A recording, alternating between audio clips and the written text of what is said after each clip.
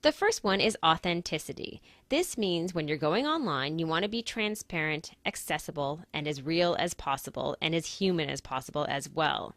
I just want to tell you a quick story about an example of a company that is very authentic in its online branding. A few years ago, when I was writing my book, I had a chance to interview the marketing director of a company called Blendtec. Blendtec is this company out of Utah that makes really high end blenders. Now, the marketing director was walking around the showroom floor. He'd only been on the job for a couple of weeks, and he saw the founder of Blendtec literally with a 2x4 in his hands, and he was pushing this 2x4 through a blender. He was testing just how strong and durable the blenders are.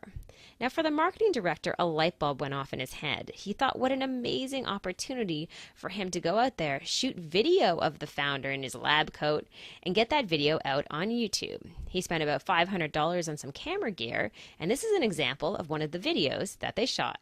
I knew I could get the iPad in a Blendtec Total Blender. I think I'll press the iBlend button.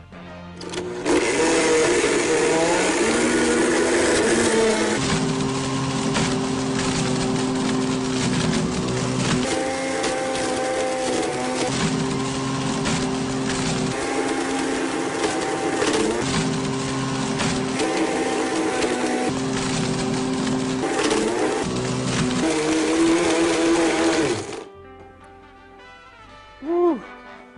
Oh, pad smoke. Don't breathe this. Ah, that was one tough pad.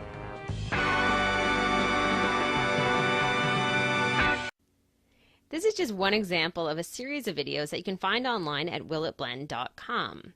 While the video is very humorous, the thing that I wanted to talk about is the return on investment as far as producing this video.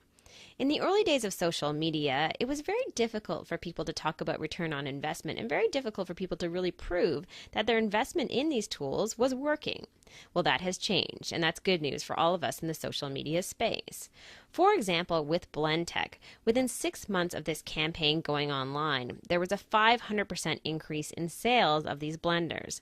That is very significant for a couple of reasons. Mainly, these blenders are expensive, about $500 a pop. So what they did with this series of videos is they actually shifted people's minds. They made people believe that these blenders were truly worth buying. They were expensive, but they really were durable. And these YouTube videos really helped send that message across.